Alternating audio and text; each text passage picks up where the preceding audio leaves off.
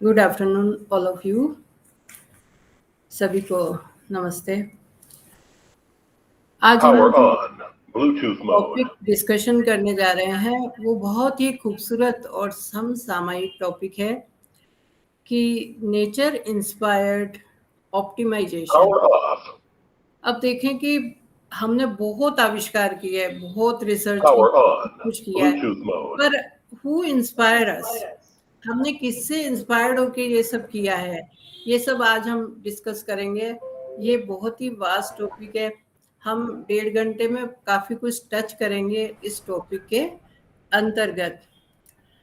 वर्तमान में प्रकृति प्रेरित अनुकूलन यानी ऑप्टिमाइजेशन को हिंदी में हम इष्टतमकरण, अभिष्टीकरण या अनुकूलन बोल सकते हैं।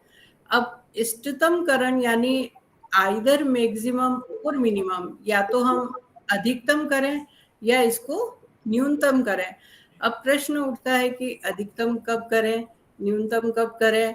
तो छोटा सा एग्जाम्पल लेके हम इसको समझेंगे, बाद में हम डिस्कस करेंगे कि जैसे अधिकतम करने की स्थितियां वहां होती है कि जहां हमें कुछ बिजनेस में या हमें उसका प्रॉफिट जो है कमाना हो तो हम उसको मैक्सिमाइज करेंगे, और जहां लागत, कीमत, मूल्य और लॉसेस जहां हो उनको हम मिनिमाइज करेंगे। यानी हम एक एक्सट्रीम तक पहुंचते हैं जहां हमें मैक्सिमम करना होता है, और मिनिमम जहां करना होता है उसमें भी हम एक्सट्रीम तक पहुंचते हैं। तो ये हमारा एक ऑप्टिमिस्टिक वे है, ऑप्टिमाइजेशन है। अब यूं कहे कि प्रकृति ने हमें ऑप्टिमाइजेशन के लिए प्रेरित किया है। हमने आखिर ऑप्टिमाइजेशन क्यों करना चाहा, क्यों किया, ये हमारा प्रकृति से प्रेरणा मिली है और हमने इसको किया है। यूं तो मैं यूं कहूं कि पूरी मैथमेटिक्स जो है वो प्रकृति से ली गई है। प्रकृति में इनहेरेंट मैथमेटिक्स है। मैथमेटिक्स हमेशा नेचर के अंदर रही है, परंतु आज हम क्योंकि ऑप्टिमाइजेशन की बात कर रहे हैं तो सबसे पहले मैं ऑप्टिमाइजेशन का कुछ डिस्कस करने से पहले मैं शुरुआत करना चाहूंगी कि हाल ही रिसेंट में हमने चंद्रयान को चंद्रमा पे सफलतापूर्वक लैंड करवाया। आखिर अब क्यों?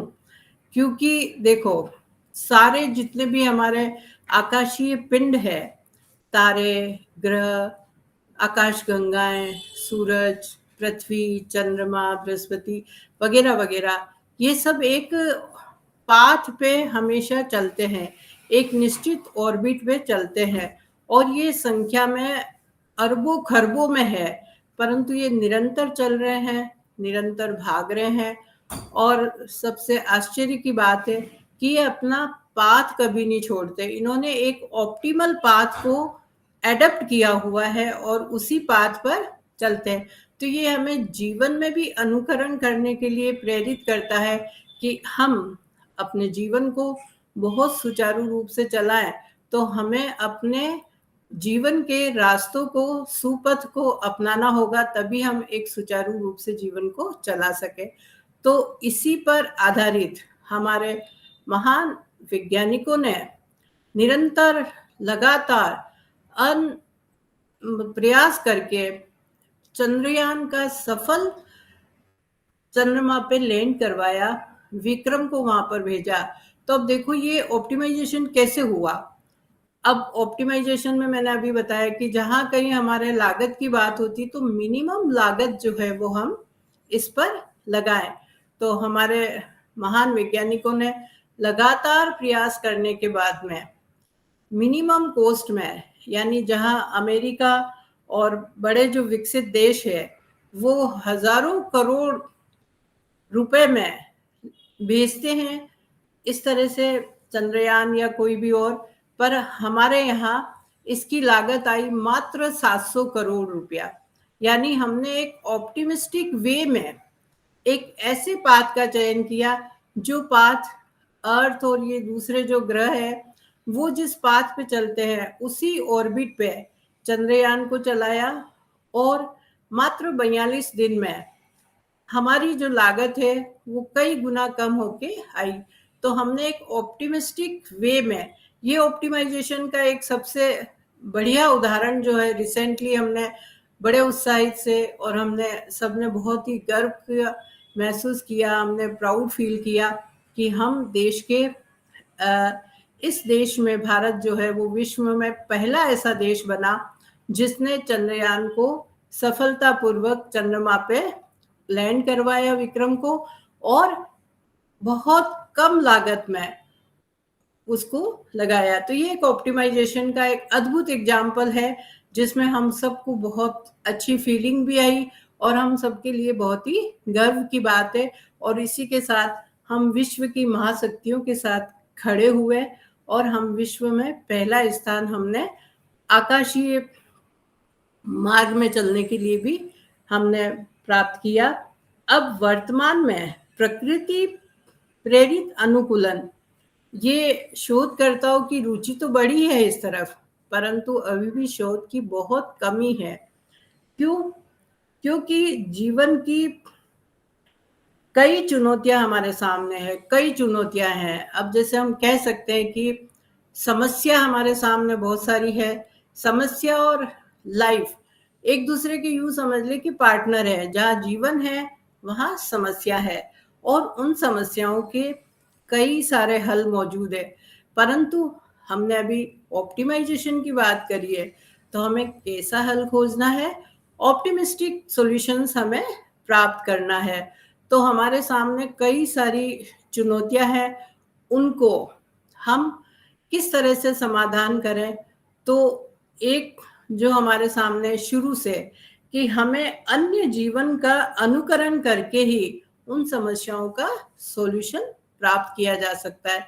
अब अन्य जीवन का अनुकरण हम कैसे कर सकते हैं, एक छोटा सा एग्जाम्पल मैं बताती हूँ कि ग्रास होपर, जिसे हम सामान्य भाषा में राम जी का घोड़ा या अलग अलग प्रदेश में अलग अलग नाम से जाना जाता है, ग्रास होपर, वो उड़ता है और लैंड करता है। तो वो एक एलिवेशन पे लैंड करता है, तो एक निश्चित एंगल पे है। तो शायद हमारे मन में एक प्रेरणा उठी होगी कि एरोप्लेन जो लैंडिंग करता है वो इससे प्रेरित होके फिर हमने विकास में, अब क्योंकि मनुष्य एक ऐसा प्राणी है जिसको एक अलग से क्षमता मिली हुई है कि वो अपने माइंड का प्रयोग कर सके, पर प्रेरित किसने किया? ये अन्य जीवन ने हमें प्रेरित किया, प्रकृति ने हमें इसको प्रेरित किया। इसी तरह से हमारे यहाँ आज इंजीनियर्स है जो बड़े बड़े डैम बनाते हैं, बहुत कुछ, पर आखिर ये उनके दिमाग में आया कैसे? एक बेवर नाम का बहुत ही खूबसूरत प्राणी है जिसे हम वन का इंजीनियर भी कहते हैं। अब वो जो वन का इंजीनियर, हाथी को भी वन का इंजीनियर माना जाता है, वो भी कुछ ऐसा ही काम करता है, पर बेवर जो है वो क्या करता है? पेड़ों को काटता है, उखाड़ता है और डैम का निर्माण करता है, जिससे उसमें वो क्षमताएं हैं कि पानी की दिशा को बदलता है। कुछ कुछ वाटर नेविगेशन के बारे में भी संकेत हमें उससे मिलते हैं। तो डैम बनाने का जो पहला प्रयास है वो बेवर नामक प्राणी ने किया। उसी से प्रेरित होके हमारे इंजीनियर्स ने बड़े बड़े विशाल डैम बनाए, विशाल डैम की वो किया, पानी को रोका। परंतु हम कहाँ से प्रेरित हुए?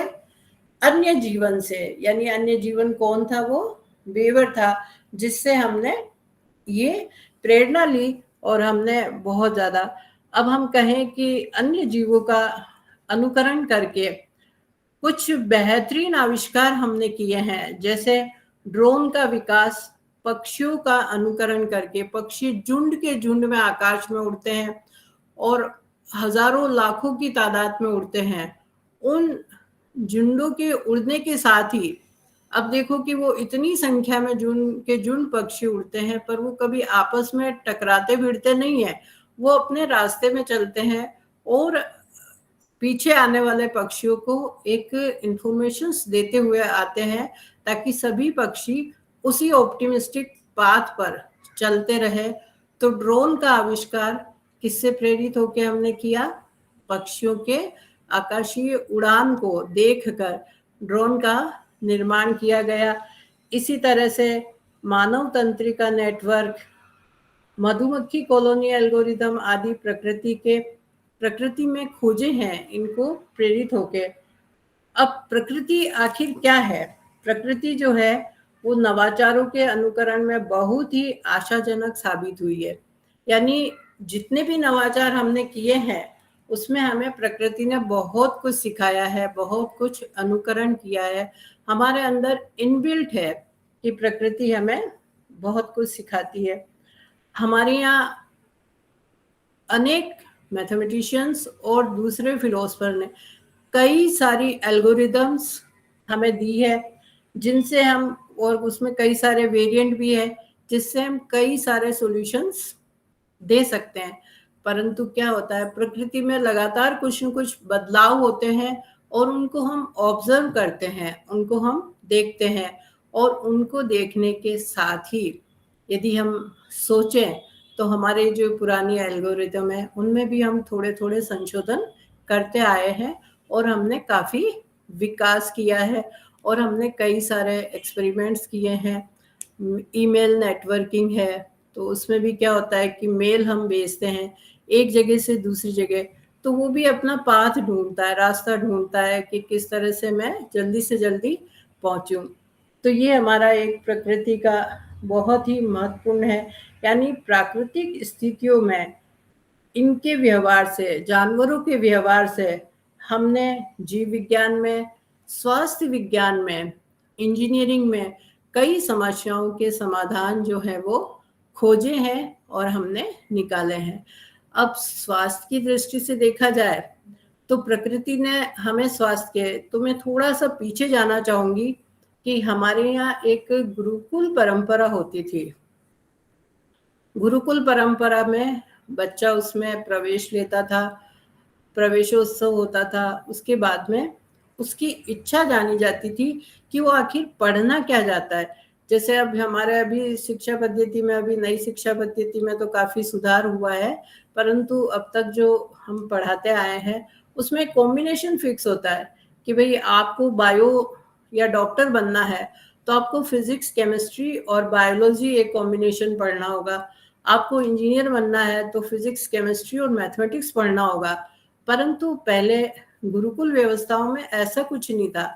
अगर किसी बालक ने गुरुकुल में प्रवेश लिया है और उसकी इच्छा है कि वो बीमार लोगों की सेवा करे, या वो ऐसा चाहता है कि कोई बीमार ही ना पड़े, तो अब देखो प्रकृति उसको कैसे मदद करती है, कैसे उसको एक चरम लेवल का डॉक्टर बनाती है, एक्सट्रीम इंटेलिजेंट जो डॉक्टर है वो बनाती है।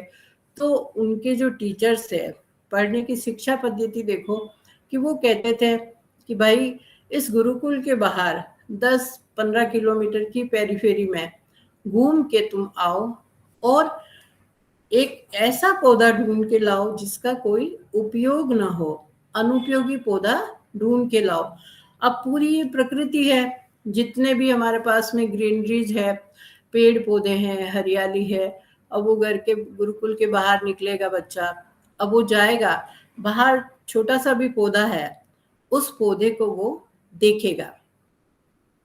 देखने के बाद उसका वो निश्चित रूप से उसको खोज किसकी करनी है, अनुपयोगी पौधे की। अब अनुपयोगी कोई कैसे हो सकता है, वो देखेगा कि भाई इस पौधे के पत्ती का उपयोग है, फल का उपयोग है, तने का उपयोग है, जड़ का उपयोग है। यानी कोई न कोई पौधा जो इस धरती पर लगा हुआ है उसका किसी न किसी तरह से कोई न कोई यूज है।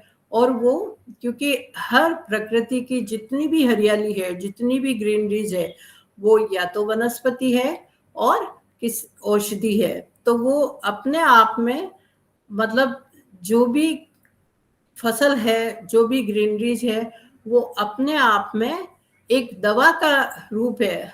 किसी न किसी बीमारी में कोई न कोई ग्रीनरी जो है वो अपना इफेक्ट दिखाती है। और हमारे यहाँ भारत में तो विशेष रूप से तुलसी, नीम, बबूल, ये सब दवा के तौर पे हम काम में लेते आए हैं। हल्दी, यानी हमारा किचन ही हमारा एक औषधालय है, एक चिकित्सालय है। और मतलब हम ये कह सकते हैं कि किचन जो है वो हमारा एक तरह का फार्मेसी यानी FARMCY, फार्मेसी यानी फार्म से उत्पन्न होने वाले सारे जो मसाले और इंग्रेडिएंट्स है वो हमारे किचन में उपलब्ध होते हैं और वो हमें अनेकों रोगों से निदान करवाते हैं, हमें रोगों से मुक्त करते हैं, बशर्ते कि हमें उनका उपयोग आना चाहिए। तो वो बच्चा जाता है, पूरे पौधों का अध्ययन करता है और काफी वर्षों बाद फिर वापस आता है और बोलता है कि माफ करना गुरुदेव, आपने जो क्षेत्र बताया, जो रीजन बताया, उसमें ऐसा कोई पौधा मुझे नहीं मिला जिसका कोई उपयोग नहीं है। यानी हर पौधा किसी न किसी रूप में, किसी न किसी बीमारी में, किसी न किसी तरह से उपयोगी है। तब उनके टीचर उसको एक मेडल पहना देते कि बेटा आज से तू एक परफेक्ट ऑप्टिमाइजेशन में ऑप्टिमिस्टिक जो है वो चिकित्सक बन चुका है।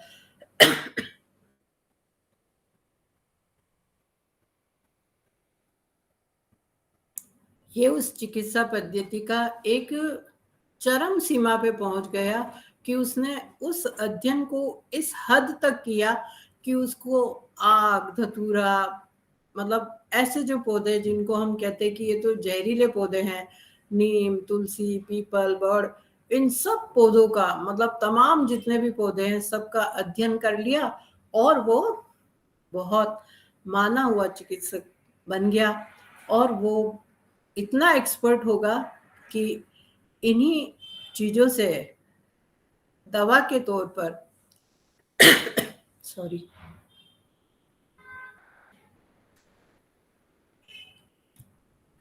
रोगों से मुक्त करवाने में सक्षम होगा और इनके कोई साइड इफेक्ट्स भी नहीं होंगे। तो इस तरह से प्रकृति ने हमें स्वस्थ रहने के लिए कितना कुछ दिया है, क्या नहीं दिया है, कि हम अपना जीवन, तो एक तरह से मैं ऑप्टिमाइजेशन, अनुकूलन को साधारण भाषा में अगर मैं कहूँ तो ये कह सकती हूँ कि जीवन को बेहतरीन तरीके से जीना और हमारी प्रजाति को, वंश को आगे बढ़ाना, प्रजनन करवाना, यही अनुकूलन है, यही ऑप्टिमाइजेशन है। हम अपने जीवन को किस तरह से बेहतरीन जी सके, बेहतरीन तरीके से जी सके। अब देखो बेहतरीन क्या होता है, जैसे हमें प्रकृति, हम सुबह उठते हैं तो सबसे पहले हम शायद बाहर निकलते, सूरज उगने से पहले उठ जाते हैं और सबसे पहले बाहर जाके हम आकाश को प्रणाम करते हैं, धरती को प्रणाम करते हैं। उसके बाद में हम सूरज की किरणों से हमारा साक्षात्कार होता है। अब सूरज जो है, क्योंकि हमें बहुत अच्छी तरह से पता है कि सूरज के बिना धरती पर जीवन संभव नहीं है। सूरज अपनी रोशनी हमें देता है, उसी ऊर्जा से हमारे तमाम जो है वो जीवनचर्या के काम चल रहे हैं। सारी मशीनरी सूरज पर डिपेंड है। अगर सूरज नहीं होगा तो इस धरती पर जीवन का होना संभव नहीं है। अब सूरज हमें जो ऊर्जा देता है, हमें जो रोशनी देता है, वो कैसे आती है? सीधा सरल रेखा में प्रकाश हमारे पास आता है। सूरज की किरणें जो है वो स्ट्रेट लाइन में ट्रेवल करती है। हम सब ने पढ़ा है कि प्रकाश कभी भी स्ट्रेट लाइन में ही ट्रेवल करता है, प्रकाश हमेशा स्ट्रेट लाइन में ट्रेवल करता है। और हमें ये पता है कि स्ट्रेट लाइन एक जगह से दूसरी जगह जाने के लिए बिल्कुल शॉर्टेस्ट डिस्टेंस है। तो शॉर्टेस्ट यानी मिनिमम डिस्टेंस है। तो मिनिमाइज करना भी हमारा क्या है, ये ऑप्टिमाइजेशन है। तो सबसे सटीक और अच्छा उदाहरण है कि सूरज हमें जो ऊर्जा दे रहा है वो शॉर्टेस्ट वे से दे रहा है।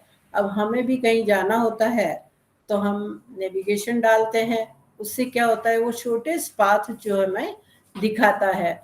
अब हमें देखना होगा कि ये शॉर्टेस्ट पाथ जो है वो हमने कहाँ से लिया है, किसने हमें, अभी मैंने थोड़ी देर पहले कहा था कि हमारा जीवन बेहतरीन हो, इसके लिए अन्य जीवन का अनुकरण हम जरूर करते। वो अन्य जीवन कितना ही छोटा क्यों ना हो, कितना ही विशाल क्यों ना हो, हमने हाथी को भी लिया तो हम चींटी को भी लेंगे। मधुमक्खी को भी लेंगे। हम बहुत ज़्यादा डिस्कस नहीं कर पाएंगे, पर इस समय में जितना कुछ हम कोशिश करती हूँ मैं कि जितना हम डिस्कस कर सके। तो उस शॉर्टेस्ट पाथ का चयन कैसे हो, ये प्रेरणा हमें कहाँ से मिली? तो आप में से मैं बताना चाहूँगी कि एक छोटी सी जो चींटी है, उसने हमें शॉर्टेस्ट पाथ का अनुकरण करवाया। हमने उससे प्रेरणा लेके शॉर्टेस्ट पाथ को, तो ये रूट का जो है ट्रेवलिंग कैसे होती है, सेल्समैन किस तरह से ट्रेवल कराता है, आदि कई सारे मॉडल्स चींटी की प्रेरणा से हमने सीखे हैं और इनको ईजाद किया है।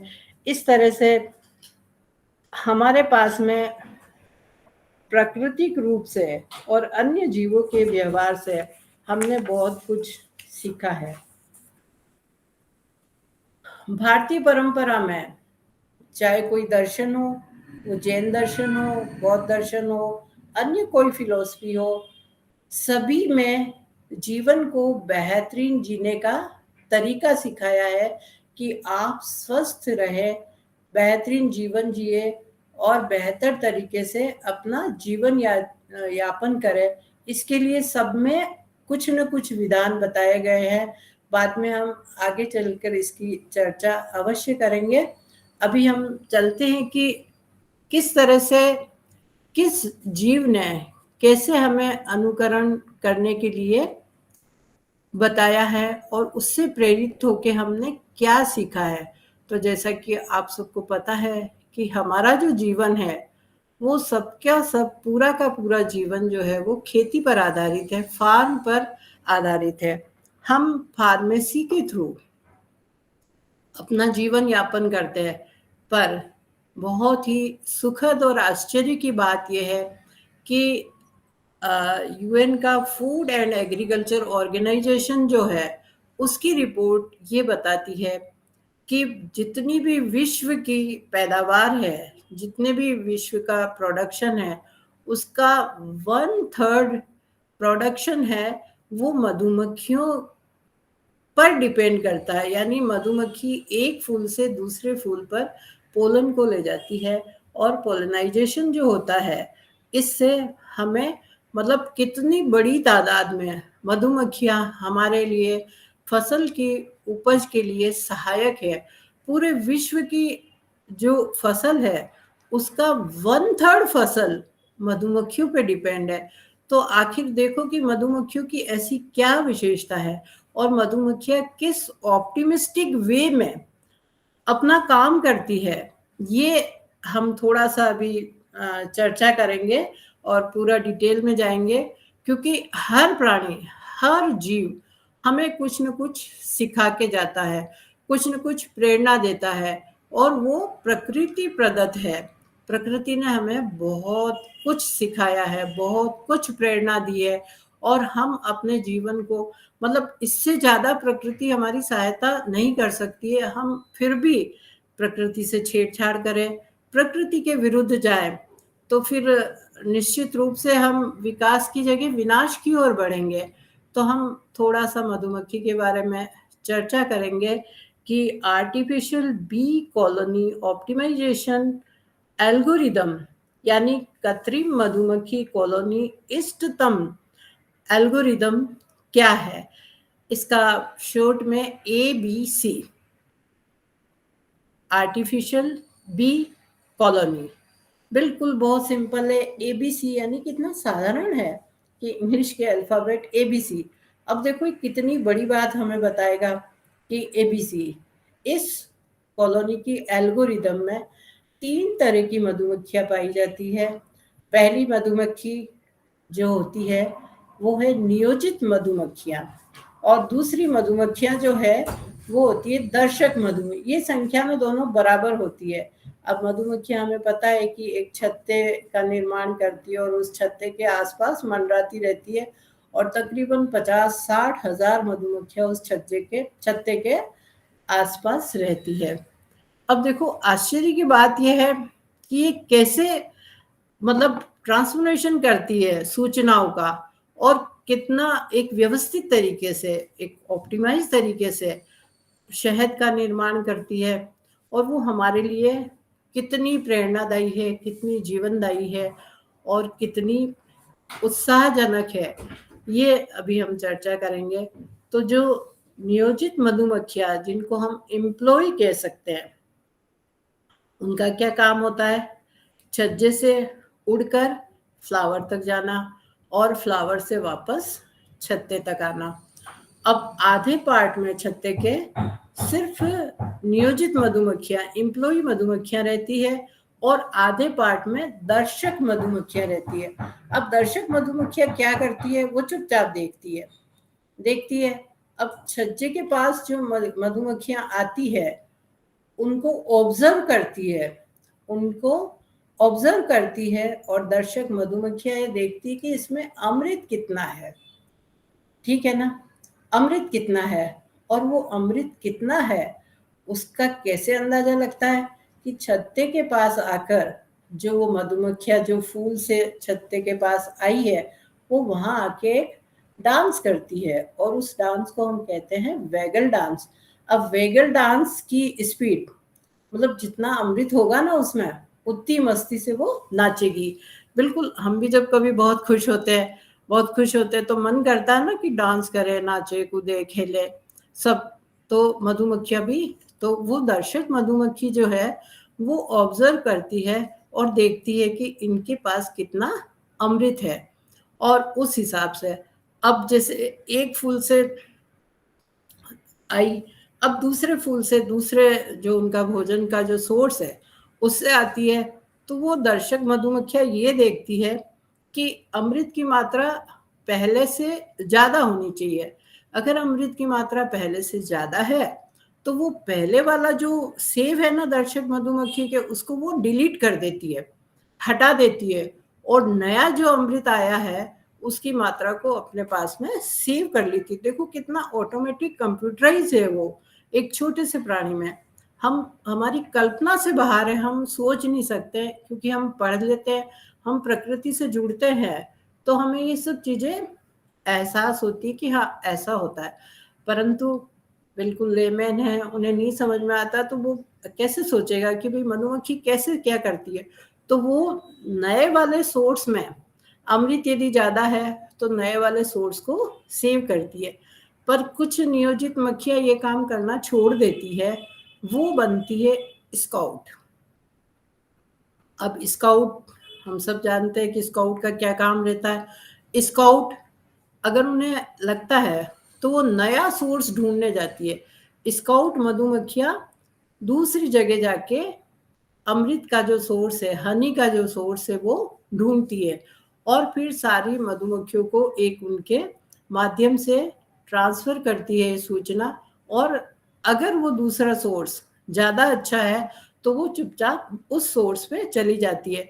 बस एक ही उनकी मंशा रहती है, एक ही उनका उद्देश्य होता है कि अमृत की मात्रा ज्यादा होनी चाहिए, कम मात्रा होगी तो वो नहीं जाएगी।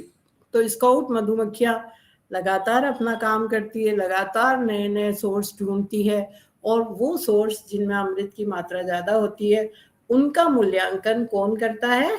दर्शक मधुमक्खियां करती है। और दर्शक मधुमक्खियां किस आधार पे करती है? कि नियोजित मधुमक्खियां कितना जोरों से डांस कर रही है, उस हिसाब से वो अमृत का मूल्यांकन कर लेती है। नियोजित मधुमक्खियां भी अपने माइंड में डांस करने के साथ ही वो जो पहले वाला जिसमें थोड़ा कम रस था, जिसमें थोड़ा कम उत्साह था, उसको वो भी डिलीट करके नया वाला अपने में स्टोर कर लेती है, सेव कर लेती है। इस तरह से ये तीनों प्रकार की जो मधुमक्खियां हैं वो अपना अपना काम करती है। कौन कौन सी मधुमक्खियां हैं? एम्प्लॉय मधुमक्खियां यानी नियोजित मधुमक्खियां, दर्शक मधुमक्खियां और स्काउट। तो इस तरह से ये शहद का निर्माण करती है।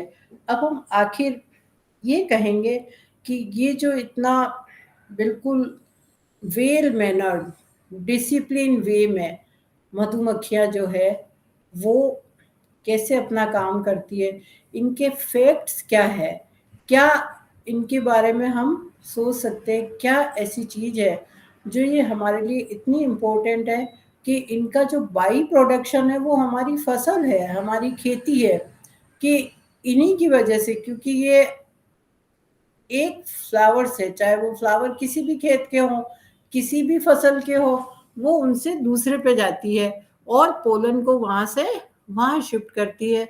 और इस तरह से हमारी जो फसल है वो दुनिया की टोटल फसल की 1/3 फसल जो है वो मधुमक्खी के इस पूरे कार्यक्रम, पूरे इनका जो प्रोसेस है शहद बनाने का, छत्ता चुनने का, सोर्स चुनने का, और तीनों मधुमक्खियां जिस तरह से काम करती है, वो उस प्रक्रिया के दौरान जो ये बाई प्रोडक्ट हमारे सामने आता है वो हमारी फसल है, वो हमारी पैदावार है।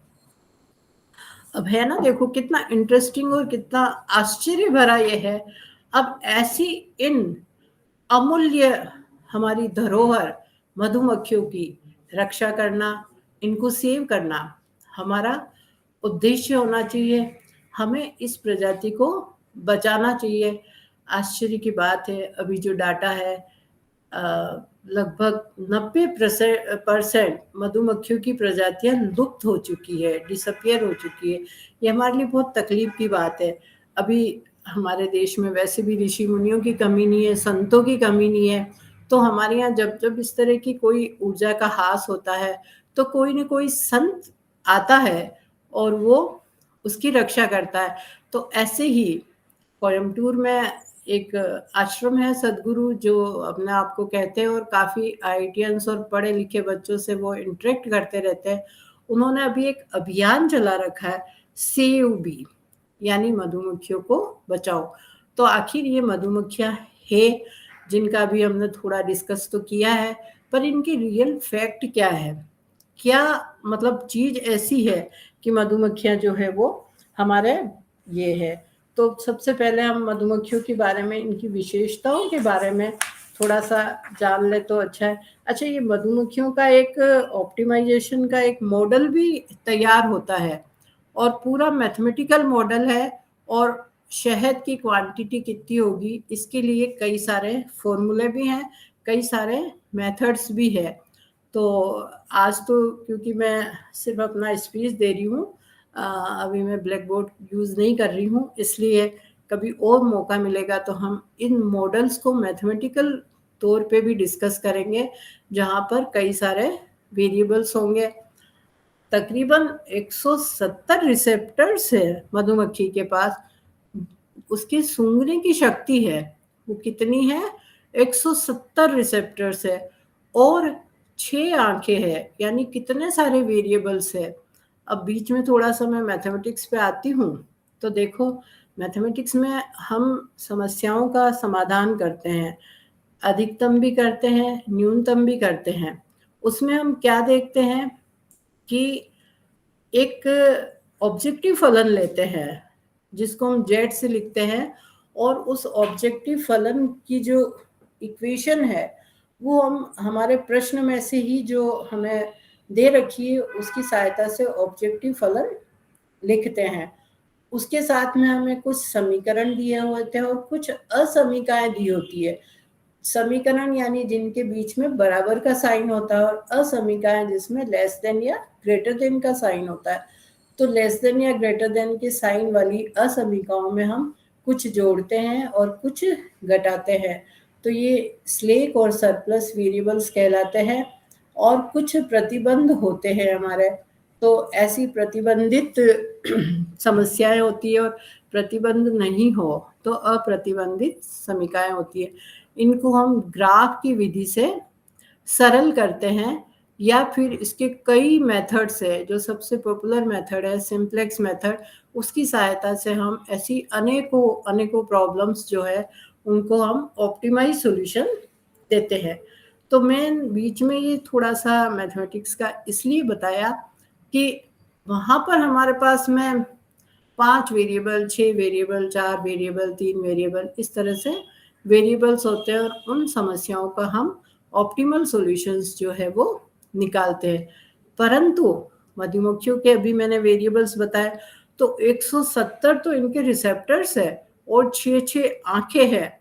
मतलब कितने वेरिएबल्स है और उन सबको मैनेज करके और ये किस तरह से अपना एक बेहतरीन प्रोडक्शन जो है वो हमें देती है और बेहतरीन वे से। अब इसका जो प्रोडक्शन है वो एक तो अभी हमने देखा ही कि पूरी दुनिया का फसल का 1/3 भाग जो है वो मधुमक्खियों की देन है।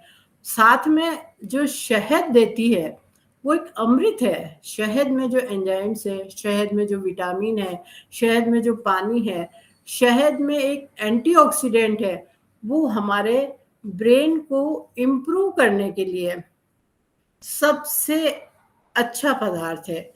मतलब ब्रेन इम्प्रूविंग फंक्शन है, ब्रेन के फंक्शन को इम्प्रूव करता है। साथ ही शहद हमारे पेनक्रियाज को एक्टिव करता है, ऊर्जावान बनाता है। तो अब देखो ऐसे बहुमूल्य धरोहर को हम अपनी धरती से विलुप्त होते कैसे देख सकते हैं।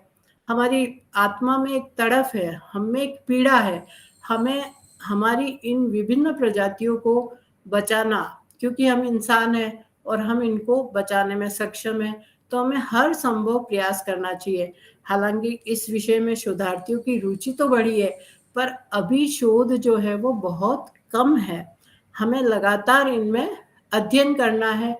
प्रकृति के हर चीज को अनुकरण करके, दूसरे जीवन का अनुकरण करके हमें हमारे जीवन से जुड़े हुए पहलुओं को, हमारी चुनौतियों को, हमारे चैलेंजेस को स्वीकार करके उनके बेहतरीन समाधान इन जीवों के जीवनचर्या से अनुकरण करके ही निकालना संभव होगा।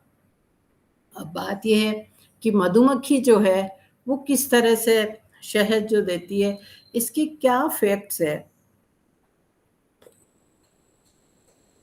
इसकी थोड़ी सी चर्चा हम कर लें कि इनके रियल फैक्ट्स क्या है। सबसे पहले जो चमत्कारिक शहद जो है वो निर्माण कहाँ से होता है, मधुमक्खी। उसमें 80% शुगर होती है और ये कहते हैं कि वो डायरेक्ट फॉर्म में नहीं होती है जिससे हमारे शरीर में शुगर बढ़ जाए या कैंसर के सेल बढ़ जाए, वो नहीं है। शहद खाने से वो 80% शुगर जो है वो हमें मिलेगी, एनर्जी मिलेगी और हमारे शरीर की बीमारियों में फायदा देगी, पेनक्रियाज को एक्टिव करेगी, हमारे माइंड को फंक्शन को इम्प्रूव करेगी और 20% इसमें वाटर है। अब आपको आश्चर्य है कि हमारी जो मधुमक्खियां हैं वो किस तरह से दिन रात काम कर रही है। एक ऐसा फैक्ट जो मैं आपके सामने रखना चाहूंगी कि 800 मधुमक्खियां, कितनी, 800 हनी बी, 800 मधुमक्खियां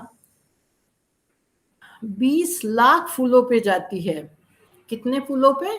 20 लाख फूलों पे, 20 लाख फ्लावर्स पे जाती है 800 मधुमक्खियां और 1 लाख किलोमीटर का ट्रेवल करती है। इतनी मेहनत करने के बाद में कितना शहद निर्माण होता है? सिर्फ 1 पाउंड, यानी तकरीबन 300 ग्राम शहद। अब आप सोचो कि 300 ग्राम शहद बनाने में हमारी मधुमक्खियां कितनी मेहनत कर रही है।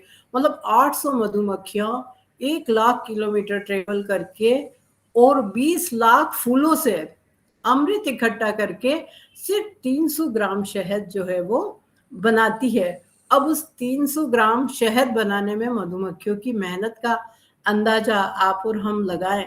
शायद हम इतनी मेहनत करने पे हमसे नहीं होगा, हम बहुत जल्दी कह देते कि अरे भाई ये काम हमसे नहीं होगा। पर क्योंकि ये अपने लगन की पक्की है और ये शहद का निर्माण किस लिए कर रही है? हमारे लिए कर रही है। फसल किस लिए इनके थ्रू हमें मिल रही है, बाई प्रोडक्ट मिल रहा है, हम अपने लिए कर रहे हैं। तो ये एक मधुमक्खियों का है। अब बात है कि एक मधुमक्खी अपने पूरे जीवन काल में, मधुमक्खी का जो जीवन काल है वो कितना है? 5 हफ्ता या 6 हफ्ता। बहुत छोटा सा जीवन काल है।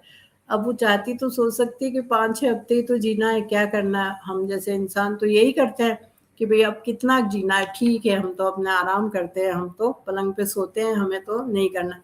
पर मधुमक्खी का अपना जीवन काल कितना है? 5-6 हफ्ते। हाँ, रानी मधुमक्खी का जीवन थोड़ा बड़ा होता है, वो 5 साल तक जीती है और 2500 अंडे देती है।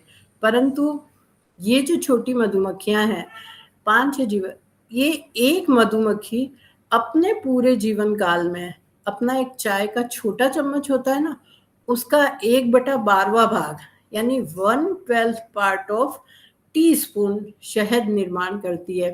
शायद हम या हमारे घरों में बच्चे इतनी शहद तो जूठन में छोड़ देते हैं। हमें थोड़ा गिल्ट फील होना चाहिए कि हमारी इन प्यारी मधुमक्खियों की इतनी मेहनत, इन्होंने पूरा अपना जीवन खपा दिया और 1/12 भाग चम्मच जो है वो शहद इकट्ठा किया और हम उसको ऐसे वेस्ट करें। तो हमें मधुमक्खियों को बचाने के साथ में शहद की एक-एक बूंद का भी उपयोग हमें बहुत इम्तिहान से करना चाहिए, इत्मीमान से, और हम उसको बिल्कुल भी बर्बाद नहीं करें, क्योंकि थोड़ा-सा शहद बनाने में मधुमक्खी ने अपना पूरा जीवन काल लगाया है। तो ये एक मधुमक्खी का अपना एक उसका एक पैशन है कि वो इस तरह से अच्छा, एक बार एक छत्ते से निकलकर वापस छत्ते तक आती है, तो वो मधुमक्खी कम से कम 100 बार फूल को छू लेती है, कम से कम 100 बार। मतलब छत्ता कहीं है और छत्ता कहाँ बनाना है और किन परिस्थितियों में बनाना है, उसका सोर्स कितना दूर है, अच्छा सोर्स कहाँ है, ये सब स्काउट मधुमक्खियाँ इन्हें संदेश दे देती है और बनाती है। तो छत्ते से फूल तक जाती है और फूल से अमृत लेके वापस छत्ते तक आती है। उसमें ये एक राउंड में 100 फूलों को टच कर लेती है, उनको छू लेती है, यानी कितना थोड़ा-थोड़ा सा अमृत इकट्ठा करती है और 5-6 हफ्तों में सिर्फ चम्मच का 1/12वां भाग थोड़ा-सा शहद इकट्ठा हो पाता है। तो इस तरह से हमें एक हनी जो है वो प्राप्त होता है, जिसका अभी मैंने बताया था कि वो हनी कितना महत्वपूर्ण है हमारे लिए। उसमें जो एंजाइम्स है, उसमें जो विटामिन्स है, उसमें जो पानी है, उसमें जो एंटीऑक्सीडेंट तत्व है, वो हमारे माइंड को, हमारे ब्रेन के फंक्शन को इम्प्रूव करने में सहायक है। हमारे पैनक्रियाज को एक्टिव करता है, क्योंकि पैनक्रियाज अगर एक्टिव है तो हम एक्टिव रहेंगे। पैनक्रियाज अनएक्टिव है, पैनक्रियाज सो जाती है, तब हम बिल्कुल निष्क्रिय हो जाते हैं। तो हनी हमारे लिए जीवन में कितना उपयोगी है और देने वाला कौन है? मधुमक्खी। अब मधुमक्खी का बाई प्रोडक्ट अभी हमने देखा, विश्व के फसल का 1/3 फसल जो है वो मधुमक्खी के इन सब कामों के बाई प्रोडक्ट के रूप में हमें मिलता है। मधुमक्खियां भी झुंड में चलती है, हजारों लाखों की तादाद में एक साथ उड़ती है, एक छत्ते से दूसरे छत्ते पर जाती है, वहां पर प्रतिस्थापित होती है। तो कहते हैं कि मधुमक्खियां अपना शहद साथ में लेके उड़ती है, छोड़ के नहीं जाती है वो, है ना। तो इसी तरह से हमें भी अपनी जो चीज है, अपनी जो संपत्ति है, उसको हमें भी ऐसे छोड़ के, मतलब उसकी रक्षा करना हमारा भी एक धर्म भी है, नीति भी है। नीति हमें सिखाती है कि भाई ये हमें लेना है। तो वो जाती है एक जगह से दूसरी जगह, तो उसमें पूरा का पूरा झुंड जाता है, अब हजारों, और वो आकाश में मतलब उड़ के जाती है। पर देखो कि इतनी, हम अगर थोड़ी सी भी भीड़ अगर भागे रोड पे, तो हम धक्का मुक्की आपस में टकरा पकड़ा जाते हैं। परंतु मधुमक्खियां भिड़ती नहीं है, कोई भी मधुमक्खी आपस में भिड़ेगी नहीं, वो सब अपने ऑप्टिमिस्टिक पाथ में जाएगी और पीछे एक संचार के माध्यम से सबको एक सूचना देती हुई जाएगी, तो दूसरी मधुमक्खियां भी उसी रास्ते पे जाएगी। अब देखो कितना साइंटिफिक इनका वे है, कितना अच्छी तरह से उनका एक वे है, जिस तरह से ये चलती है, आपस में कभी भिड़ती नहीं। इनकी जो स्पीड है ना, वो तकरीबन 20 माइल पर आवर है, यानी 1 घंटे में 20 माइल चल लेती है, यानी 30-32 किलोमीटर 1 घंटे में ये चल लेती है। इतनी इनकी स्पीड है। और सबसे आश्चर्य की बात है कि 1 सेकंड में ये 200 बार अपने पंख को फड़फड़ाती है। 200 बार, यानी 1 मिनट में सोचो कितना, 10, 11, 12 हजार बार ये अपने पंखों को फड़फड़ा लेती है। और तो और कभी अपनी लाइफ में सोती नहीं है, मधुमक्खियां कभी सोती नहीं है। भाई हमने तो पढ़ा था रामायण में कि लक्ष्मण जी 14 वर्ष तक नहीं सोए थे, भरत जी 14 वर्ष तक नहीं सोए थे, राम जी की कुटिया के बाहर लक्ष्मण जी लगातार पहरा देते और वो कभी नहीं सोए थे। उन्होंने अपनी निद्रा पे विजय पाई थी। परंतु हम तो बहुत आराम से कहते हैं कि भाई हमारे जीवन में हमें सही उठने के लिए, दिन भर काम करने के लिए हमें 8 घंटे की नींद बहुत ज़रूरी है। परंतु मधुमक्खी अपने पूरे जीवन काल में कभी सोती नहीं है, बैठती ज़रूर है पर नींद नहीं लेती है, सोती नहीं है। अब ये कंप्लीट जो सिस्टम है वो एक ऑप्टिमल पाथ है। अब 2022 में मतलब बड़ा कॉम्प्लेक्स है इनका जो पाथ है, तो इसी थ्योरी पे आधारित 2022 का जो फिजिक्स का जो नोबेल प्राइज है वो मिला। और प्रकृति से प्रेरणा लेकर जिन्होंने काम किया उनको नोबेल प्राइज मिले हैं। एक छोटा सा हम सबको पता है कि हमारे महान भारतीय वैज्ञानिक रमन थे। आकाश में हम सब भी सोते हैं, है ना। हमने प्रकृति से प्रेरणा ली नहीं, या हमारे वैसे सिग्नल नहीं है, सिग्नल तो हमें भी मिलते ही होंगे पर हम उनको रिकॉग्नाइज नहीं कर पाते हैं, क्योंकि एक ब्रेन का भी एक विकास होता है और कौन किस समय कब क्या परिवर्तन अपने कर ले। तो रमन ने सिर्फ सराउंडिंग्स में देखा, आकाश में देखा, और उनके माइंड में एक छोटी सी बात आई कि आकाश नीला क्यों है।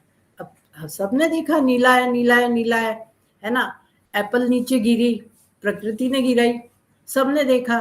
अब प्रकृति से प्रेरणा किसने ली? न्यूटन ने, क्योंकि उसने कहा क्यों गिरी भाई, ये ऊपर क्यों नहीं गई। तो गुरुत्वाकर्षण शक्ति जो है वो उन्होंने हमें बताया।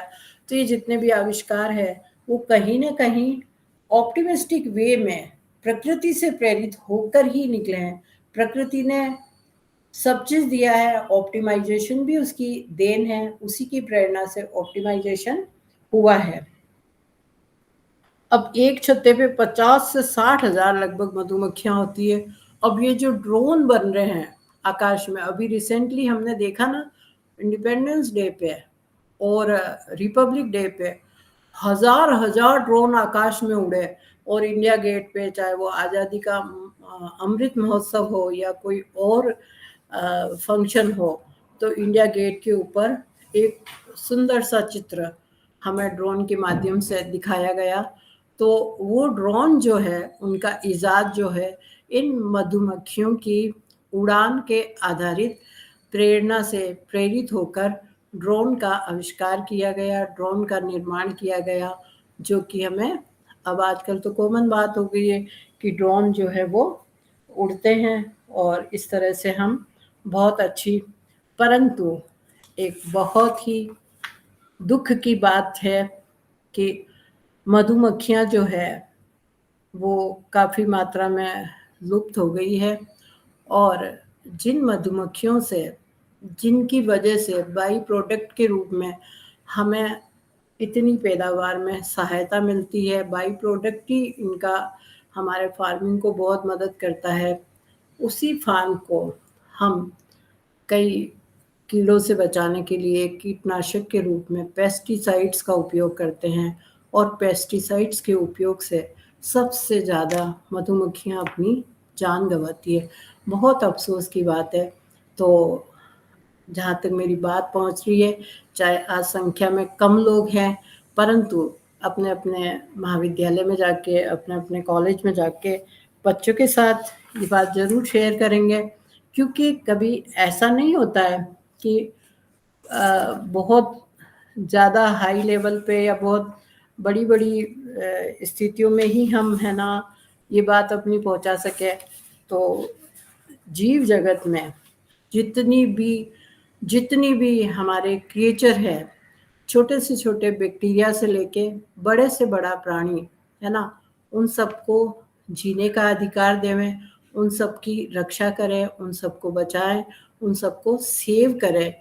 तो आज नहीं तो कल, क्योंकि हमारी पीढ़ी तो अब थोड़ी पुरानी हो गई, आने वाला समय बच्चों का है, और बच्चे अगर जागृत होंगे तो निश्चित रूप से इस ओर एक अपना सफलतम प्रयास जरूर करेंगे। एक छोटा सा क्रिएचर और मैं समझाऊंगी, फिर थोड़ा जैन फिलोसफी पे भी हम डिस्कस करेंगे। तो दूसरा हमने कहा था कि धरती का हर क्रिएचर हमें किसी न किसी रूप में प्रेरणा देता है, और उससे प्रेरित होके हमने एक ऑप्टिमाइजेशन वे निकाले हैं। जहाँ समस्या है, समाधान तो कई है, और सभी समाधान जरूरी नहीं है कि अच्छे हो। इसलिए समाधान का एक बेहतरीन समाधान होता है, उसको हमें एडप्ट करना है। और बेहतरीन समाधान के लिए हमारे पास में हमारे पास में क्रिएचर्स हैं, कई सारे क्रिएशंस हैं, छोटे छोटे जीव जंतु है, पेड़ पौधे हैं, वृक्ष है, ये सब के सब। क्योंकि हम तो पेड़ पौधों और हमारे जो रीति रिवाज है वो भी प्रकृति से प्रेरित है। सारे के सारे कस्टम्स है, रीति रिवाज है, पूजा की विधियां है, प्रार्थना की विधियां है, सब के सब प्रकृति से प्रेरित है। और सब में एक बेहतरीन हमें जीने का तरीका दिया है, बेहतरीन वे से हमारे सामने प्रदर्शित किया है। तो हम थोड़ा डिस्कस करेंगे। अब हम मधुमक्खी के बाद में, मधुमक्खी के काफ़ी मतलब बहुत शॉर्ट में मैंने काफ़ी कुछ आपके सामने रखा, और मैं समझती हूँ कि काफ़ी हम इसमें सफल भी हों और आपको थोड़ा बहुत समझ भी आया होगा इसमें, क्योंकि बहुत साधारण और सरल भाषा में मैंने इसको रखा है। अब दूसरा जो है वो महान जो है वो, एक बचपन में हम कविता पढ़ते थे, छोटे थे हम लोग तो बहुत पढ़ते थे कि चींटी मेहनत करती है, मेहनत कर सुख पाती है, दाना दाना लाती है, ढेरों अन्न जुटाती है, भूखों कभी न मरती है। यानी एक बचत का कंसेप्ट बेहतरीन तरीके से, ऑप्टिमाइज तरीके से कौन सिखाता है हमें? चींटी सिखाती है। मेहनत करना कौन सिखाता है? चींटी सिखाती है, लगातार मेहनत करती है। तो अब चींटी की जो कॉलोनी है, एंट कॉलोनी ऑप्टिमाइजेशन एल्गोरिदम, यानी चींटी की जो ऑप्टिमिस्टिक जो एल्गोरिदम है, उसके बारे में हम थोड़ी सी चर्चा करेंगे यहाँ पे। और फिर मैं थोड़ा सा फिलोसफिकल जैन दर्शन पे थोड़ी सी बात करूँगी, क्योंकि जैन दर्शन बहुत वास्ट है और उसकी जितनी चर्चा की जाए कम है। पर ऑप्टिमिस्टिक वे में थोड़ा सा हम इसका करेंगे। तो आज चींटी के बारे में हम ये कहें कि कभी हमारे ख्याल आया कि जो हम कार में बैठते हैं, स्कूटर पे जाते हैं, मोबाइल में नेविगेशन डालते हैं, जीपीएस सिस्टम डालते हैं, और वो हमें एक बेस्ट रास्ता बता देता है, शॉर्टकट, कि कौन सा रास्ता आपके लिए सबसे सेफेस्ट है और सबसे अच्छा है, और आप सबसे कम समय में इस रूट से चलोगे तो आप अपने गंतव्य पे पहुंच जाओगे। तो हमें, हमारा गंतव्य कुछ भी हो सकता है, चाहे वो आध्यात्मिक हो, चाहे वो सामाजिक हो, चाहे वो लाइफ का हो। तो हम, चींटी हमें क्या संदेश देती है? तो चींटी जो है उससे प्रेरित होकर, उसकी प्रेरणा लेकर, उसका अनुकरण करके हमने क्या किया है? नेविगेशन सिस्टम का इजाद किया। GPS system, navigation system, internet networking, computer networking, और शॉर्टेस्ट पाथ किस तरह से हम चयन करें, इसकी हमें प्रेरणा कहाँ से मिली? चींटी के चलने से। चींटी का जो पाथ है वो किस पर आधारित है? आप सबको पता है, फेरोमोन आधारित संचार है ये। अब चींटी जब टनल बना के रहती है, वो जमीन के अंदर, चींटियां बाहर निकलती है, लाखों करोड़ों में चींटियां बाहर निकलती है। अब वो जब बाहर निकलती है तो वो फ्री है, बिल्कुल फ्री है। वो कोई सा भी रास्ता तय करे, उनके लिए कोई रोक टोक नहीं है। वो अपने रास्ते पे चलेगी और वो अपने ही रास्ते पे चलना प्रारंभ करेगी। चींटियों को कोई प्रॉब्लम नहीं है ना। परंतु देखो कैसे ये अपना बेस्ट पाथ जो है वो सेलेक्ट कर लेती है। किस तरह से सेलेक्ट कर लेती है? चींटी जो सबसे पहले चींटी अपना भोजन लेके पहुंचेगी, वो उनके लिए आइडियल हो जाएगी दूसरी चींटियों के लिए, तो दूसरी चींटियां उसी पाथ पे जाएगी। तो पहली जो चींटी है उस पे वो थोड़ा सा फेरोमोन छोड़ती हुई जाती है, तो उसकी खुशबू के सहारे सहारे दूसरी चींटियां उसी पाथ पे जाती है और उसी पाथ से अपना भोजन लेके आती है। तो वो जो लाइन है वो स्ट्रॉन्ग बनती जाती है, स्ट्रॉन्ग बनती जाती है, और वो उसी पाथ का चयन। अब हमारे भी जीपीएस सिस्टम में क्या होता है, जो शॉर्टेस्ट पाथ है वो हमें बार बार दिखाएगा, तो वो हमें जहाँ जाना है हमारे डेस्टिनेशन पे उसी पाथ पे हमें लेके जाएगा। तो चींटियां अपने शॉर्टेस्ट पाथ को चयन करती है और उसी पाथ पे वो चलती है। तो चींटियों का जो सिस्टम है, इस पर हमारी दो जो प्रॉब्लम है चींटियों के प्रेरित होके, पहली जो प्रॉब्लम है वो है ट्रेवलिंग सेल्समैन प्रॉब्लम, है ना। अब देखो चींटियों ने कई सारे रास्ते अपनाए, परंतु एक रास्ता उसने, तो ट्रेवल का जो सेल्समैन है उसका क्या रहता है कि ज्यादा से ज्यादा शहरों में जाए और ज्यादा से ज्यादा लोगों से मिले और सबसे कम उसका पेट्रोल खर्च हो, तो शॉर्ट रूट से वो जाए। तो रूट जो है व्हीकल रूट, सेल्समैन के लिए रूट, और डाटा कम्युनिकेशन, इंटरनेट नेटवर्किंग, इन सब में चींटियों की प्रेरणा हमें काफी कुछ मिली है। तो वो चींटियों से प्रेरित होकर वो इस तरह से अपनी प्रॉब्लम को करेगा कि वो मिनिमम समय में शॉर्टेस्ट रूट पे ज़्यादा से ज़्यादा शहरों को, मतलब कितनी गाड़ियाँ जाए, कितने लोगों से मिले, कितने शहरों को, इस तरह से वो सेल्समैन अपनी प्रॉब्लम को सॉल्व करेगा और वो एक ऑप्टिमिस्टिक वे में अपना काम करेगा। पर आज भी हमारे सामने ये जो सेल्समैन की जो चैलेंज है, एक एनपी हार्ड प्रॉब्लम है, वो आज भी चैलेंज है। जो कोई उसको सॉल्व करेगा, उसका सॉल्यूशन निकाल गया, मुझे लगता है कि वो काफ़ी, क्योंकि मैथमेटिक्स में कोई नोबेल प्राइज़ तो मिलता नहीं है, पर हाँ उसको बहुत सम्मानजनक तरीके से देश में जाना जाएगा। तो इस तरह से चींटियों ने जो प्रॉब्लम छोड़ी है वो हमारे लिए एक चैलेंजिंग प्रॉब्लम भी सामने आई है। एक और जो प्रॉब्लम बनी है, नेप सेक प्रॉब्लम।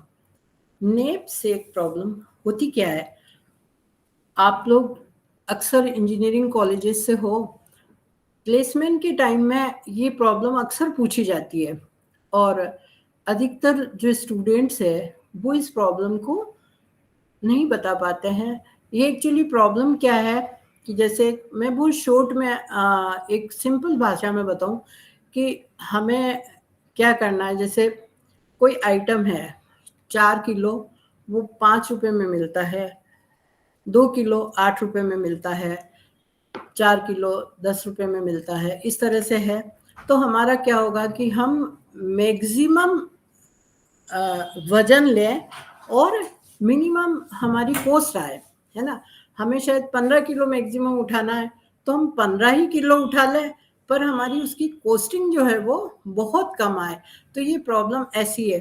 तो चींटी में ये भरपूर भरा हुआ है माइंड में उसके, क्योंकि चींटी अपने वजन से लगभग 8 से 20 गुना वजन उठा सकती है, परंतु चींटी दिमाग से काम करती है कि वो जैसे एक शहद का ड्रॉप है और एक शक्कर का बड़ा दाना है, तो उसमें ये सेंस है कि वो शक्कर का बड़ा दाना जो है वो नहीं उठाएगी, शहद की छोटी ड्रॉप उठाएगी, ताकि क्या होगा, ज़्यादा ऊर्जा और ज़्यादा एक्टिव भोजन जो है वो ऊर्जावान भोजन को वो कलेक्ट करके अपने साथ ले जाएगी और इस तरह से वो करती है। तो ये जो प्रॉब्लम है ये वही सिखाती है कि हमें कम से कम कीमत लगे, हमारा कम से कम रुपया लगे, कम से कम डॉलर लगे और हम अधिक से अधिक मटेरियल जो है वो सार गर्भित मटेरियल, ऐसे नहीं कि वेस्टेज है कि भाई रद्दी उठा ली खूब सारी 2 रुपए में आ गई, ऐसा नहीं।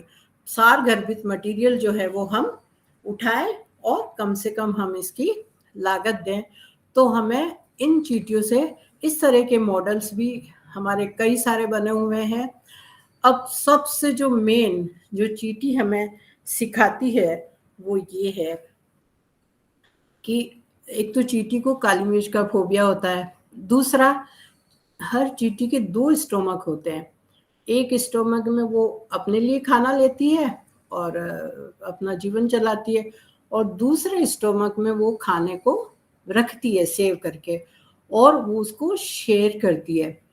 अब वो कैसे कि चींटी के पीछे कई सारी चींटियां आती है। अब उन चींटियों को जो पीछे रह जाती है, जो धीरे चल पाती है या जो नहीं आ पाती है, उनके लिए वो अपने दूसरे स्टोमक का भोजन जो है वो जाकर देती है। अब देखो, हमें हमें इनसे मतलब बिल्कुल प्रेरित होके हमें प्रेरणा लेनी चाहिए। हमारे लिए एक इंस्पिरेशन है कि हम क्या करते हैं, अपना पेट भर जाता है तो भी हम कल खाएंगे, ऐसा करके हम रख लेते हैं। अब चींटी देखो कितना वो है कि जो मेरी दूसरी जो चींटियां है, मेरे बिरादरी की, मेरे समाज की, उनको अगर खाना नहीं मिला है तो उनके लिए मैं खाना लेके जाऊं अपने दूसरे पेट में, और दूसरे स्टोमक में वो खाना लेके जाती है और उनको खिलाती है। तो ये एक सामाजिक भावना है, ये एक परोपकार की भावना है। तो अगर ऐसी भावना, हालांकि हम एक थोड़े चालाक प्राणी होते हैं इंसान, तो हम हमारे ज़्यादा फर्क नहीं पड़ता है, क्योंकि इनबिल्ट हमें कुछ न कुछ इस तरह से ले लेते हैं कि भाई कहीं न कहीं मन में लालच है, ऐसा आ जाता है। तो हमें एक अच्छे नागरिक बनने के लिए, एक सद्भाव से परिपूर्ण जीवन जीने के लिए हमें चींटी की इस प्रेरणा को सहर्ष स्वीकार करना चाहिए कि हमारा पेट भरा हुआ है तो हम औरों को भी अपना खाना दें, अपनी चीज़ दें, और उनकी खुशी को हम अपनी खुशियों में शामिल करें। तो हम एक बहुत अच्छे समाज और सुदृढ़ देश की निर्माण करने में अपनी सहायक भूमिका भी निभा सकते हैं। तो देखा आपने, मधुमक्खी, चींटी, और तो और चमगादड़ एल्गोरिदम भी है हमारे पास में, वोल्फ एल्गोरिदम भी है, जुगनू एल्गोरिदम भी है। यानी जितने भी है ना, बेट है, ये है, हाथी है, जितने भी जीव जगत के जितने भी प्राणी है, जितने भी वृक्ष है, जितने भी हरियाली है, जितनी भी ग्रीन, यानी प्रकृति ने हमें जो कुछ दिया है, उन सबके पास कोई ना कोई एक विशेषता है। हमारे पास मतलब हम कहने के लिए हम इंसान है, हम सुपर है, हमारे पास दिमाग है, हमारे सोचने, नो डाउट है, परंतु सबसे कमजोर हम हैं। ये सारे जीव जगत के प्राणी, इनमें सब में हमसे ज्यादा अधिक शक्ति है। और अभी हमने देखा ही था कि कोरोना के छोटे से वायरस ने हमारे जीवन में तबाही मचा दी। हम कुछ नहीं कर सके, 2-4 ग्राम जितने भी कोरोना वायरस नहीं होंगे, पर हमारे घर के घर को तबाह कर दिया। तो हमारे अंदर वो इम्यून सिस्टम हमारा थोड़ा कमज़ोर है, और हम बहुत जल्दी इसके, बस हमारे पास में एक थोड़ा माइंड है जिसमें हम सोच समझ सकते हैं, बोल सकते हैं। हो सकता है ये लोग भी अपनी भाषा में तो बात करते हैं, पर हम अपनी बात को औरों से भी कह सकते हैं। तो इस तरह से प्रकृति ने हमें बहुत कुछ दिया है, बहुत कुछ दिया है, समेटे नहीं समेट सकते हैं, परंतु हमारा अंतिम लक्ष्य होता है कि हम इस जीवन में आए हैं तो हम अपने भावों को उत्कृष्ट करें, और हम चरम सीमा पर, चरम स्थिति, जैसे ऑप्टिमाइजेशन क्या है, अधिकतम अधिकतम अधिकतम, और न्यूनतम न्यूनतम न्यूनतम। अब वहां हमारे प्रॉफिट को अधिकतम करते जाओ, लॉस को न्यूनतम करते जाओ। इसी तरह से थोड़ा स्पिरिचुअलिटी में हम देखें तो ये होता है कि हम अपने भावों को बिल्कुल उस चरम लेवल तक पहुंचाएं। तो कोई न कोई रास्ता तो चाहिए ना हमें। तो हमारे यहाँ पे ऋषि मुनियों ने धर्म के माध्यम से अ, ऐसे सिद्धांत दिए हैं जिनके आधार पे हम अपने जीवन को उत्कृष्ट बनाएं, भावों को उत्कृष्ट बनाते हुए हम अपने लक्ष्य को प्राप्त करें। हर आदमी का अंतिम लक्ष्य होता है कि भाई मैं जीवन मृत्यु से मुक्त हो जाऊं, मोक्ष की प्राप्ति करूं। तो इन सब के लिए हमें कई दर्शनों ने कई माध्यम से, चाहे वो राम सेवा हो, कृष्ण की हो, महावीर की हो, बुद्ध की हो। मैं व्यक्तिगत रूप से मैंने जैन परिवार में जन्म लिया है, और जैन दर्शन से मैं काफ़ी प्रभावित हूँ। तो हालाँकि मैं सारे दर्शन में पढ़ती हूँ और मुझे लगता है कि सब में बहुत कुछ है, बहुत कुछ है, गुरु की महिमा, गुरु शक्ति। परंतु थोड़ा-सा आज हम स्पिरिचुअलिटी में किस तरह से ऑप्टिमाइज़ेशन काम करता है, किस तरह से ऑप्टिमाइज़ होके हम ये चीज़ें प्राप्त करते हैं, तो थोड़ा-सा मैं छोटा-सा जैन दर्शन का थोड़ा-सा पार्ट हम चर्चा करेंगे कि जैसे जैसे देव है, अमृत पिया तो वो देव हो गए, परंतु जिन्होंने ज़हर पिया वो महादेव हो गए। इसी तरह से सामान्य व्रत तो हर कोई रखता है, पर उन व्रत में कुछ ऊपर रखे, व्रत में कुछ और ऐड कर दे, तो वो व्रत नहीं होके जैसे देव से महादेव हुए, वैसे ही व्रत से महाव्रत होते हैं। तो ये महाव्रत जैन दर्शन में 5 प्रकार के महाव्रत बताए गए हैं। वो महाव्रत इस तरह से है: सत्य, अहिंसा, अस्तेय, अपरिग्रह और ब्रह्मचर्य। सत्य, अहिंसा, अस्तेय, ब्रह्मचर्य और अपरिग्रह। अब इन सभी का विस्तार से वर्णन करना तो समय की सीमा के अनुसार थोड़ा संभव नहीं हो पाएगा, पर मैं शॉर्ट में थोड़ा-सा ये बताना चाहूँगी कि किस लेवल तक इनको मतलब चरम तक पहुँचाया है, ऑप्टिमाइज़ किया है, ऑप्टिमाइज़ करते गए, करते गए, करते गए, करते गए, चाहे वो मिनिमाइज़ेशन हो, चाहे वो मैक्सिमाइज़ेशन हो। अब छोटी-सी बात मैं महाव्रत को लेऊँ, अस्तेय, अस्तेय मतलब चोरी नहीं करना।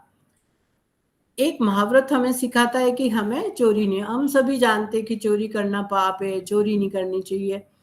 तो ऐसा माना जाता है कि चोरी करवाना या खुद करना या कोई चोरी कर रहा है उसको प्रोत्साहित करना, उसको शाबाशी देना, उतना ही पाप लगता है जितना हम चोरी करते हैं।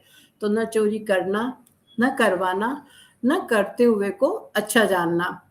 तो अब देखो चोरी को कितना बारीकी से दिखाया गया है कि जहाँ मैंने पढ़ा कि जैन दर्शन में आगम होते हैं, जो जैन किताबें होती है वो आगम के नाम से जानी जाती है। तो चोरी का जो पार्ट है वो किस तरह से दिखाया गया है कि एक सुई होती है छोटी-सी, उसकी सुई के नोक के ऊपर अगर थोड़ा-सा भोजन का मतलब उसके ऊपर कितना भोजन आ सकता है, आप और हम सब समझ सकते हैं कि वो मिलीग्राम से भी बहुत कम। इतना सा भोजन भी अगर मैंने अपना भोजन कर लिया, मेरा पेट भर गया और मैं उतना सा भोजन भी अगर करती हूँ, तो मुझे चोरी का अंत पाप लगेगा, अनंत पाप लगेगा चोरी का। यानी अब आप सोचो कि कोई आम आदमी सोच भी नहीं सकता यार इतना सा तो खाना है, अगर मैंने खा भी लिया तो कौन-सी चोरी हो गई? कैसी चोरी हो गई? ऐसा सोच ही नहीं पाएँगे ना कि भई चोरी का क्या ऐसा कर दिया कि इतना सा खाना मैंने खा लिया? पर नहीं, दर्शन हमें ये सिखा रहा है कि अगर आप वो इतना सा भोजन नहीं खाते, क्योंकि आपका पेट तो भर चुका है, इतना सा भोजन अगर आप नहीं खाते, तो क्या होता? कोई न कोई तो उस भोजन को खाता, कोई न कोई तो खाता, हवा के जीव, पानी के जीव, मतलब कोई न कोई खाता और उतने से भोजन में भी इस प्रकृति में ऐसे बहुत सारे जीवाणु हैं, वो इतने से भोजन से भी उनका मतलब हज़ारों में उनका पेट भर जाता है। तो आपने उन जीवों के मतलब हिस्से का भोजन आपने खा लिया, इसलिए आपको वो चोरी का पूरा इल्ज़ाम आप पे आएगा। अब देखो कि ऐसी कल्पना करना ही कितनी बड़ी बात है कि कितना मतलब है, बड़ा वैज्ञानिक तरीके से जैन दर्शन में हर चीज़ को दर्शाया गया है। तो जैन दर्शन हर चीज़ में ये हमें सिखा रहा है कि आप चरम सीमा तक पहुँचो, आपको चोरी नहीं करनी है तो बिल्कुल आप उस सीमा तक पहुँचो कि आप 1 ग्राम के 1000वें भाग, 10,000वें भाग जितना सा भी चोरी मत करो और वो किसी के हिस्से की चोरी मत करो, है ना? आप चोरी करना यही नहीं कि किसी का सामान उठा लिया, मतलब इतनी बारीकी से जीवों के बारे में वर्णन किया गया है। तो ये एक ऑप्टिमाइजेशन है ना? कि उस चरम लेवल तक आप पहुंचो और उस स्थिति को प्राप्त करो कि हमें चोरी नहीं करना। इसी तरह से सत्य के बारे में भी बताया गया और अहिंसा के बारे में तो इतना बताया गया है कि आप ऐसे न जाने कितने जीव है, कितने प्राणी है जो इस लेवल पर है कि वो हमें आंखों से दिखाई नहीं देते हैं। मतलब इतना बताया गया है कि कुछ जीव ऐसे हैं जिनकी बॉडी ही पानी है, या जिनकी बॉडी ही अग्नि है, या जिनकी बॉडी ही वायु है, या जिनकी बॉडी ही पृथ्वी है। मतलब इस तरह से उनकी जो काया है, उनका जो शरीर है वो पानी से। और अब तो विज्ञान ने भी हमने ये मान लिया है कि पानी की एक ड्रॉप में भी पूरा इकोसिस्टम जो है वो होता है। तो जैन में ये कहा गया है कि अहिंसा को भी उस चरम सीमा तक डिस्कस किया है, उस चरम सीमा तक बताया गया है कि आप जैसे मैंने अभी यहाँ हाथ ऐसे हिला दिया तो इस इतनी सी जगह में हवा के मतलब ना मालूम कितने जिनकी संख्या करना हमारे लिए पॉसिबल भी नहीं है, उन जीवों को मैंने धक्का दिया है, उनको कष्ट पहुंचाया है, उनको मतलब वो मर ही जाएंगे, फिर वो तुरंत ही कहीं और दूसरे रूप में आ जाएंगे। परंतु अहिंसा को इतनी उत्कृष्टता से, इतनी चरम सीमा तक परिभाषित किया गया है कि आप अहिंसा को इस तरह से जिए और हिंसा से दूर रहे, हिंसा न करे, किसी को न मारे, न किसी को मतलब हिंसा मन से भी न करे, वचन से भी नहीं करे और अपने शरीर से भी नहीं करे। इस तरह से जो जीवों की कल्पना है, मतलब छोटे से छोटे अणु, परमाणु, इनसे भी छोटे जीव, उनको भी बचाना है, उनको मारना नहीं है। तो अभी हमने देखा मधुमक्खी, चींटी, चमगादड़, मतलब ये सब हमारे सहायक है, इवन छिपकली वगैरह। अब देखो मकड़ी जो है वो कितनी बड़ी आर्किटेक्ट है, मतलब उसका जो जाला है ना, उसकी बनावट देखिए आप। बया नामक जो पक्षी है वो अपना घोंसला बनाता है तो कितनी खूबसूरती से बनाता है एक एक चीज। तो हर जीव में कोई ना कोई एक है। तो हमारे जो आर्किटेक्ट है मकड़ी से भी बहुत कुछ सीखे हैं, है ना? तो वो अपना जाले जाले को बुनती है कितनी खूबसूरती से, बया अपना घोंसला बनाती है कितनी खूबसूरती से और कितना मजबूत। हम उसको जैसे बया का घोंसला कहीं दिखता है तो हमारा मन कर जाता है कि इसको यार ले ले, अपने घर में सजाएंगे। भाई क्यों? आप किसी के अधिकार को क्यों छीनना चाहते हैं? क्यों किसी का घर आप लेना चाहते हैं? है ना? आपको भी कितना बुरा लगेगा आपका घर कोई इस तरह से उजाड़े। तो हमें हर क्रिएचर का सम्मान करना चाहिए, उनकी रक्षा करनी चाहिए। तो जैन दर्शन में ये खास चीज बताई जाती है कि आप हिंसा से कितना दूर रहे, कितनी तरह से आप हिंसा को अपने जीवन में किसी प्रकार की कोई जगह न दें। न उठते, न बैठते, न सोते, न हलते, न चलते, आंखों से, मुंह से, वचन से, हाथ से, शरीर से, किसी तरह से किसी भी जीव की हिंसा न करें, चाहे वो, क्योंकि मात्र महावीर ने अहिंसा की परम सीमा तक पहुंचे वो, और उन्होंने मतलब इतना कुछ किया कि बताते हैं कि वो जैसे पेड़ पौधों से भी कुछ नहीं लेना चाहते थे कि मैं अपने जीने के लिए इस तरह से किसी भी जानवर को, किसी भी हरियाली को, किसी को भी मैं तकलीफ न दूं।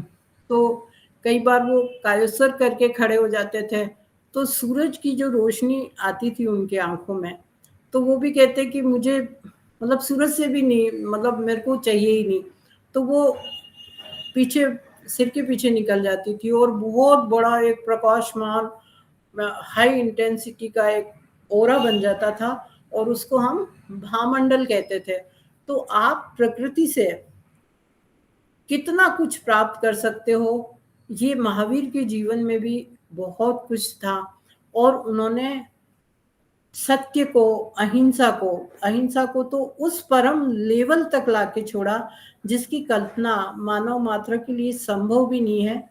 विशेष हम इसका अध्ययन करें भी तो मेरे लिए तो मुमकिन ही नहीं है, क्योंकि जीवन ऐसा लगता है बहुत छोटा है और पढ़ने के लिए बहुत कुछ है।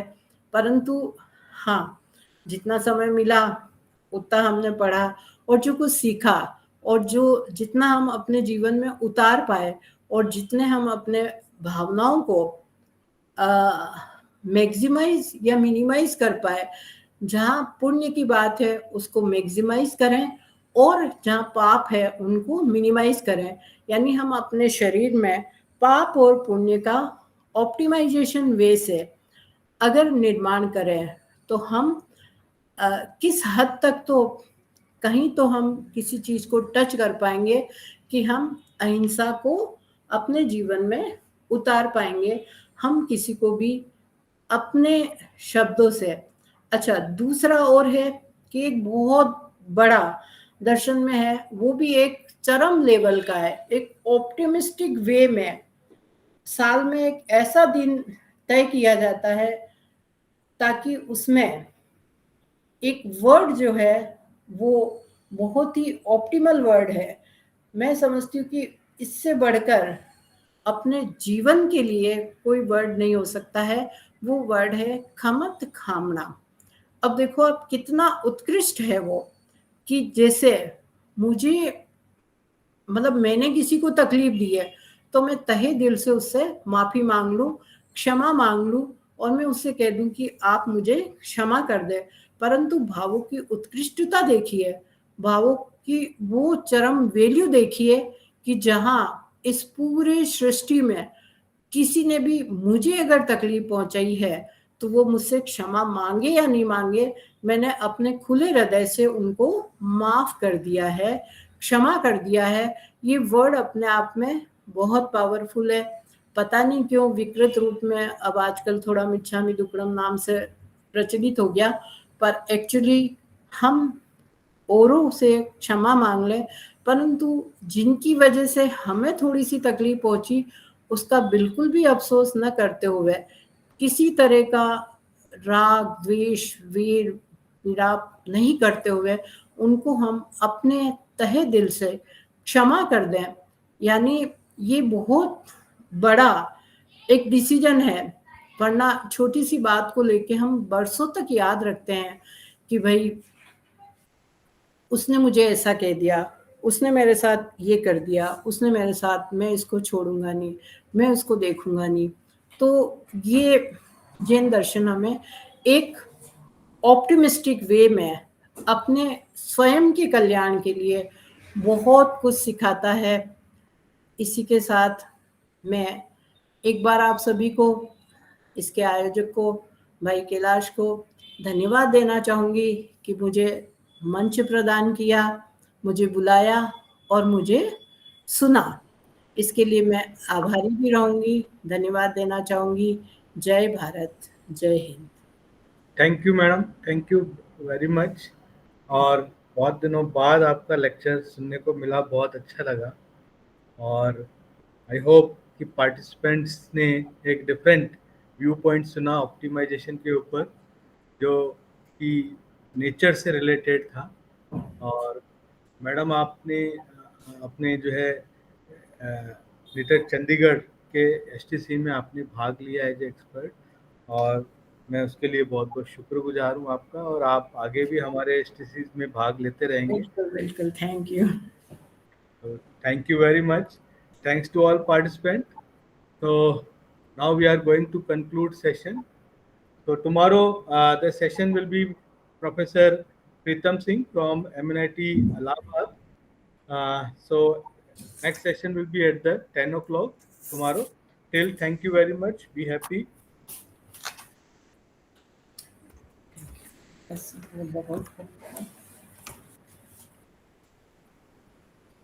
बोला